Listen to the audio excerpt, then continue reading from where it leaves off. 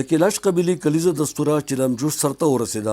چلم جوش یوه ورځ وادي رمبور کې، دوه ورځې وادي بمبوریت کې منځلو نه پس په څلورم ورځ وادي بریر کې منځلو نه پس سرته ورسېده. د دې تهوار کتو دپاره په زرګونو ملکي او ګڼ شمېر غیر ملکي سیلانیان وادي کیلاش ته راغلي وو. ځینې غیر ملکي سیلانیانو د کیلاش قبیلې دا ځانګړی کلتور په ښو ټکو کې وستایو. Oh, it's wonderful and the people are so friendly and I don't know, everybody everywhere in Pakistan is beautiful, but the dresses, the ladies' outfits and the hats.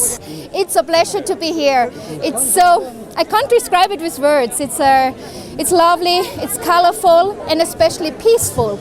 چلم جوش کې د کیلاش قبیلې زنانه او نارینه په ګڼه سره ګډا کوي او سندرې وایي، هلکان پکې ډولکی غږوي. د کیلاش قبیلې مشران وایي چې دوی دې دستوري کې دعاګانې هم غواړي.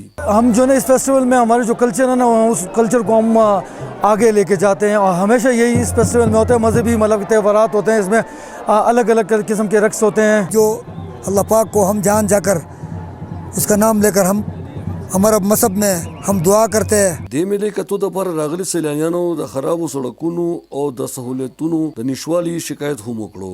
लेकिन कैलाश के लोगों में मुझे मजलूमियत नजर आ रही है. हमने सिर्फ पाकिस्तानियों ने, यहाँ के नुमाइंदों ने इसे एक तमाशा बनाया हुआ है. कि इतनी खूबसूरत वैली, इतनी खूबसूरत जगह, इसके लिए फैसिलिटी ज़रूर चाहिए.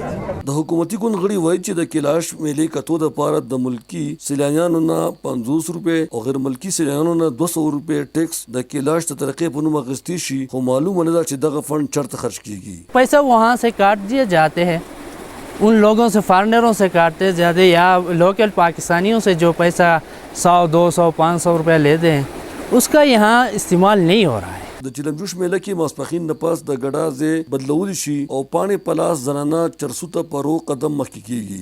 مازدیګر نه پاس د کیلاش نارینه د غوزانو پاڼې په لاس په مزه مزه د ګډا ځای ته راځي او دغه پاڼې د کیلاش میرمنو باندې شوندي. دې میله کې د کیلاش هلکان او جینکې د خوښې ودونه هم کوي. ځینې سیلانیانو دا شکایت هم وکړو چې د وی آی پي خلکو دپاره خو د تخت د پاسه کورسۍ او میز لګولی شي، ولې ملکي او غیر ملکي سیلانیان په خور کې ناست وي چېرته چې صفایي هم نه کیږي. اخندزاده غلام فاروقي، وادي کیلاش، بمبوریت، چترال.